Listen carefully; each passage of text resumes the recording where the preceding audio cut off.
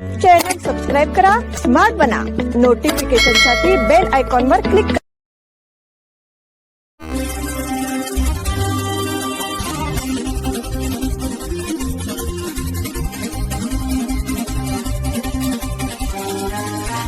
नमस्कार, स्मार्ट न्यूजच्या बुलेटिन मध्ये आपलं स्वागत. पाहूया आजच्या दिवसभरातील ठळक घडामोडी. नेपाळमधील प्रलय स्थिती अद्याप गंभीर. नेपाळ चीन सीमेवर आलेल्या भीषण पुरामुळे परिस्थिती अत्यंत गंभीर बनली असून तब्बल 288 भारतीय नागरिकांशी अद्याप संपर्क होऊ शकलेला नाही. याशिवाय सुमारे 200 भारतीय नागरिक तिबेटच्या चीनी भागात अडकून पडल्याची माहिती परराष्ट्र मंत्रालयाने दिली आहे. या आपत्तीनंतर भारत सरकारने नेपाळच्या प्रशासनाशी समन्वय साधत बचाव आणि मदतकार्य वेगाने सुरू केले आहे. आतापर्यंत 21 भारतीय नागरिकांची सुखरूप सुटका करण्यात आली आहे. नेपाळ चीन सीमेवरील रसुवागढी परिसरात अचानक आलेल्या पुराने मोठ्या प्रमाणावर हाहाकार माजवला. घोटेकोशी नदीच्या प्रवाहात अचानक वाढ झाल्यानंतर पाणी आणि चिखलाचा प्रचंड लोंढा परिसरात घुसला. अनेक रस्ते, पूल आणि इमारती वाहून गेल्याने सीमावर्ती भागाचा संपर्क तुटला आहे. या दुर्घटनेमुळे कैलास मानसरोवर यात्रेला गेलेले अनेक भारतीय यात्रेकरूही संकटात सापडले आहेत. आमदार आसिफ सेठ यांनी बुडा अध्यक्षपदाचा कार्यभार स्वीकारला. आमदार आसिफ सेठ यांनी गुरुवारी शहर विकास प्राधिकरण अध्यक्षपदाचा कार्यभार स्वीकारला. मंत्रिमंडळ विस्तारादरम्यान अल्पसंख्याक कोट्याअंतर्गत आपल्याला मंत्रिपद मिळावे अशी आसिफ सेठ यांनी जोरदार मागणी केली होती. मंत्रिपदासाठी त्यांनी अनेक वेळा काँग्रेसच्या वरिष्ठ नेतृत्वाकडे पाठपुरावा केला होता. त्यानंतर आता राज्य सरकारने त्यांना बुडाचे अध्यक्षपद बहाल केले आहे. याचा कार्यभार स्वीकारून त्यांनी आपण शहराच्या विकासासाठी कार्यरत राहू अशी ग्वाही दिली. मावळते अध्यक्ष लक्ष्मणराव चिंगळे आणि आमदार लक्ष्मी हेब्बाळकर यांच्यासह मान्यवरांनी त्यांचे पुष्पगुच्छ देऊन अभिनंदन केले. गणेश चतुर्थीसाठी मंडप उभारणीला प्रारंभ. गणेशोत्सव अवघ्या 19 दिवसांवर येऊन ठेपल्याने बेळगाव शहर आणि परिसरातील सार्वजनिक गणेशोत्सव मंडळांची लगबग वाढली आहे. शहरातील विविध भागात गणेश मूर्तीच्या आगमनाची तयारी, मंडप उभारणी आणि सजावटीच्या कामांना सुरुवात झाली आहे. गल्लोगल्ली व चौकाचौकात गणेशोत्सवाची चाहूल स्पष्टपणे जाणवू लागली आहे. बेळगावमध्ये गणेशोत्सव भव्य स्वरूपात साजरा करण्याची परंपरा आहे. सार्वजनिक मंडळांकडून दरवर्षी आकर्षक सजावट, विविध देखावे तसेच धार्मिक आणि सामाजिक उपक्रमांचे आयोजन केले जाते. यंदाही गणेशोत्सव मोठ्या उत्साहात साजरा करण्यासाठी मंडळांचे पदाधिकारी व कार्यकर्ते तयारीला लागले आहेत. अनेक ठिकाणी मंडप उभारणीसाठी बांबू, लोखंडी पत्रे आणि अन्य साहित्य आणण्यात आले असून दिवसरात्र काम सुरू असल्याचे चित्र आहे. यंदा सार्वजनिक गणेशोत्सव मंडळांना वीज खर्चाच्या बाबतीत प्रशासनाकडून मदत केली जाणार असल्याचे जाहीर करण्यात आले आहे. त्यामुळे मंडळांना काहीसा आर्थिक दिलासा मिळाला आहे. न्यू गुडशेड रोड दुरुस्तीसाठी नागरिकांचा आंदोलनाचा इशारा. बेळगाव रेल्वे स्थानकाच्या दक्षिण प्रवेशद्वाराला जोडणारा आणि डेक्कन हॉस्पिटल समोरील अत्यंत महत्त्वाचा असलेला न्यू गुडशेड रोड गेल्या अनेक वर्षांपासून अत्यंत दयनीय अवस्थेत आहे.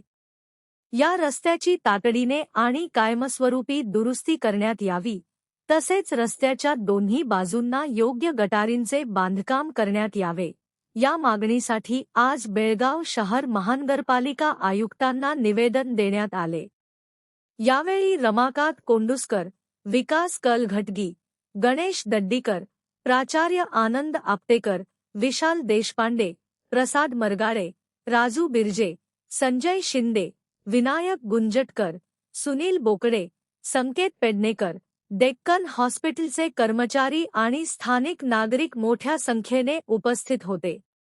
नागरिकांनी दिलेल्या निवेदनानुसार यापूर्वी 10 जून 2026 रोजी आणि त्यानंतर 3 जुलै 2026 रोजी स्मरणपत्र देऊनही महापालिका प्रशासनाने यावर कोणतीही कारवाई केलेली नाही. खासदारांना देखील याबाबत निवेदन देण्यात आले होते. हा रस्ता परिसरातील शाळा, महाविद्यालय, डेक्कन हॉस्पिटल तसेच रेल्वे स्थानकासाठी एकमेव मुख्य संपर्क मार्ग आहे. आता प्रशासनाला आणखी किती अपघातांची प्रतीक्षा आहे असा संतप्त सवाल नागरिकांनी केला आहे. मराठीतील प्रारूप मतदार याद्या दाखल. निवडणूक आयोगाने राबवलेल्या SIR प्रक्रियेचे अर्ज मराठीत देण्याची वारंवार मागणी करूनही टाळाटाळ करण्यात आली. पण आता महाराष्ट्र एकीकरण समितीच्या मागणीला यश आले असून मराठी भाषेतील प्रारूप मतदार याद्या दाखल झाल्या आहेत. या याद्यांमुळे नावे गायब झालेल्यांना पुन्हा अर्ज करण्याची संधी मिळाली आहे. SIR प्रक्रियेवेळी सीमाभागातील मराठी मतदारांना मराठीतून अर्ज देण्यात आले नाहीत. त्यामुळे याविरोधात मध्यवर्ती समिती आणि युवा समितीने केंद्रीय निवडणूक आयोग, राज्य निवडणूक आयोग आणि जिल्हाधिकाऱ्यांना निवेदने दिली. निवडणूक आयोगाने याआधी बजावलेल्या आदेशाची प्रत दाखविली तरी त्यावर कार्यवाही करण्यात आली नाही. जिल्हाधिकारी मोहम्मद रोशन यांनी सुरुवातीला आपण याबाबत वरिष्ठांशी चर्चा करणार असल्याचे सांगितले. तसेच ऐनवेळी अशा प्रकारे अर्ज देता येणार नाही. मराठी मतदारांसाठी मराठीत भाषांतरित केलेला अर्ज दाखविण्यात येईल असे सांगून हात वर केले होते. त्यामुळे मराठी भाषिकांचा हक्क डावलण्यात आला होता. मात्र आता प्रारूप याद्या मराठीतून उपलब्ध झाल्यामुळे मराठी भाषिकांना दिलासा मिळाला आहे. समानता दिनानिमित्त जायंट्स सखी स्वयंसिद्धा पुरस्कार प्रदान. समानता दिनाचे औचित्य साधून जायंट्स ग्रुप ऑफ बेळगाव सखीच्या वतीने समाजात आपल्या कर्तृत्वाने, जिद्दीने आणि सेवाभावी वृत्तीने वेगळी ओळख निर्माण करणाऱ्या महिलांचा गौरव करण्याचा प्रेरणादायी उपक्रम आयोजित करण्यात आला. यावेळी सौ पूनम चंद्रकांत कलखांबकर यांना यंदाचा प्रतिष्ठेचा जायंट्स सखी स्वयंसिद्धा पुरस्कार प्रदान करून सन्मानित करण्यात आले. कार्यक्रमात दंतचिकित्सक डॉक्टर संचिता देसाई यांचा शाल, श्रीफळ, भेटवस्तू व पुस्तके देऊन सन्मान करण्यात आला.